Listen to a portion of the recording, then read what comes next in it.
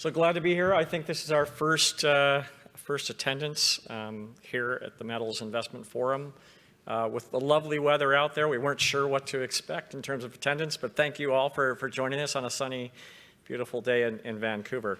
So my name is Greg Johnson. I'm CEO and Chairman of Metallic Minerals. We're going to be talking about silver, gold, and copper in two really fabulous districts, the high-grade Keno Hill Silver District of the Yukon and the Plata Silver District down in Colorado. We are going to be making forward-looking statements, so you've been duly warned.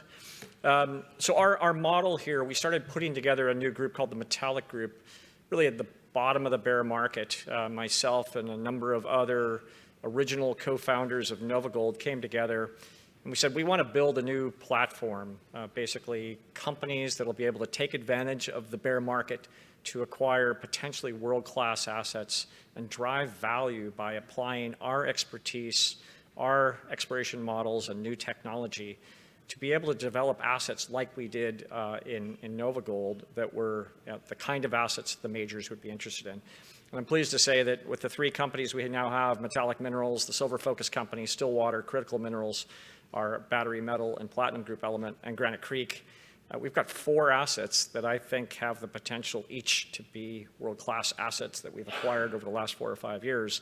And we're well on our way to creating the kind of value we saw in NovaGold in those early years. Looking specifically at Metallic Minerals, we have 2 key assets, the Keno silver asset, the La Plata asset. These are both right on the either just produced resources at La Plata, we published last October, and Keno is on the verge of first resources. Really, our timing couldn't have been better putting this group together. We've been able to acquire district-scale assets during the bear market.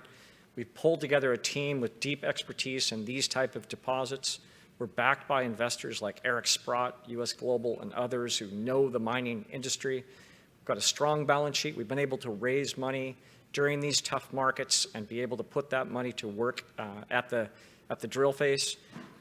We are only working in low political risk jurisdictions where they want mining, where mining is an important part of the economy, and that means much less likely to have the kind of delays that you can get in other much higher risk jurisdictions. And geology, we specifically chose these districts to work in because they already had proven they can make high-grade, world-class mining districts, and we've got district-scale land positions to be able to focus on in those areas with infrastructure already in place. Our next-door neighbor at Keno Hill, Alexco, just was acquired by Hecla. That's just completed this week. So we're really pleased to see the mine go into full production with that seasoned, well-financed, experienced underground mining company. With them taking over the western half of the district, it puts us in a fantastic position as we continue to explore and develop the first resources on our side of the district. A couple of points I would just point out. At 800 grams per ton silver, Keno Hill is the highest grade producing silver district in the world. It is #1 now in Hecla's portfolio, and they have an outstanding portfolio of silver assets. This chart shows reserve grade for the leading silver producing primary silver assets in the world. There's kind of 6 or 7 that really stand out grade-wise, and Keno Hill is #1.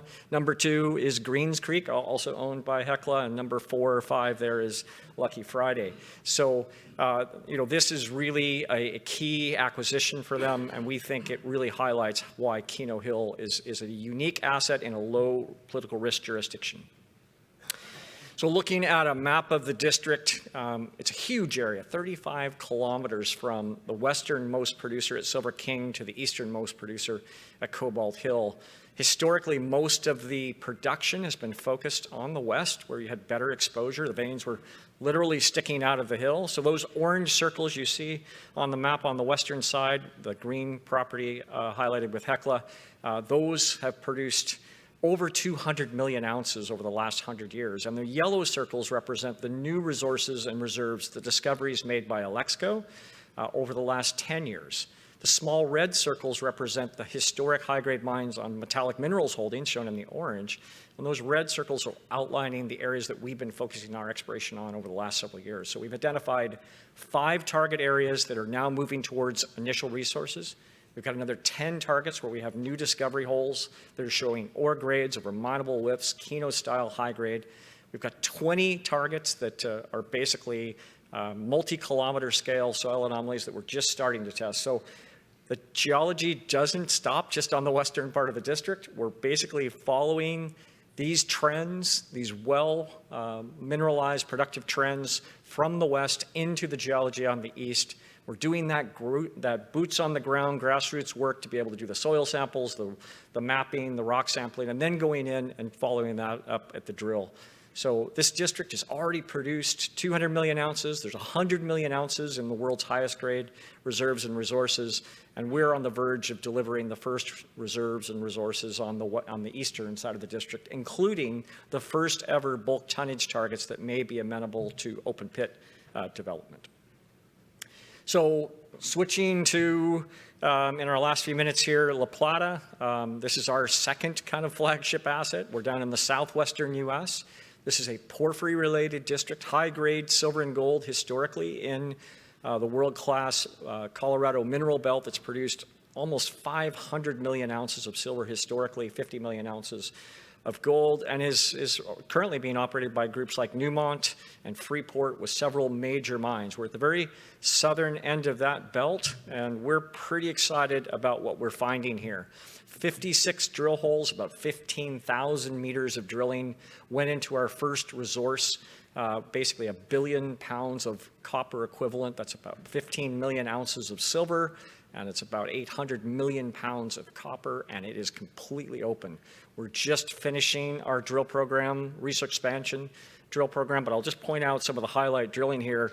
A hole in the middle of that resource that you can see, 400 meters of continuous mineralization ending in ore, 0.5% copper, 6 grams of silver, and we're seeing room for a lot more of that with the potential for multiple porphyry centers that have never been drill tested.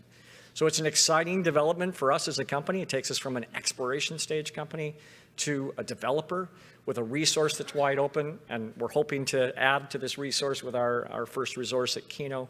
But effectively, we're at that sweet spot where the market is not yet recognizing the value. You've got something open-ended, and porphyry systems don't tend to be small. These are systems that can be very large.